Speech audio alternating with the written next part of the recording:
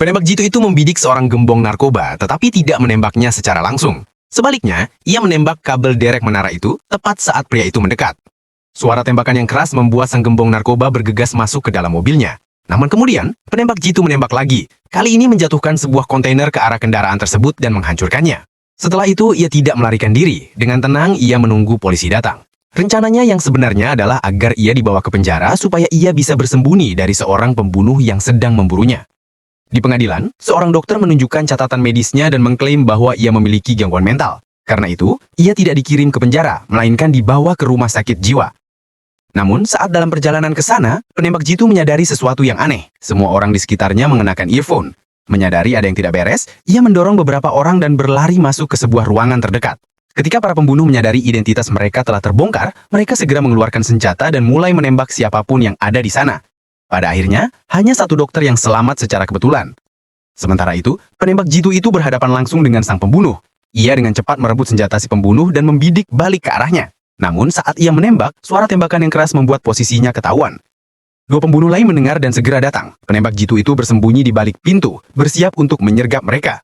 Tetapi salah satu pembunuh tiba-tiba menendang pintu, membuatnya terlempar. Pembunuh itu menyerbu masuk dan menembak dengan cepat. Saat sang pembunuh berhenti untuk mengisi ulang peluru, penembak jitu melompat bangun dan melawan dan berhasil menguasai keadaan. Tepat saat itu, dokter berlari masuk ke ruangan dengan pembunuh lain mengejarnya.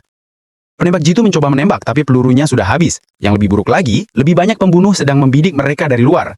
Dengan cepat, penembak jitu mengangkat cermin untuk mengacaukan bidikan musuh, lalu menyuruh sang dokter mengambil senjata dan membantunya.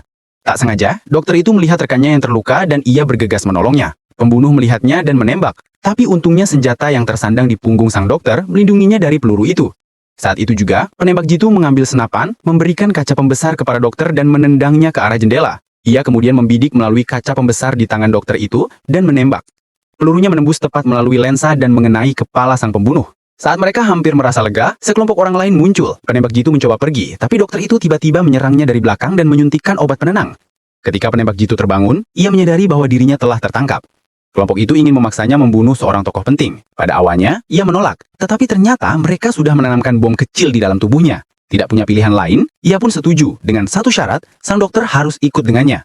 Nah, cuplikan adegan dari film bernuansa action ini bisa kalian saksikan dengan judul The King of Sniper Assassination 2023.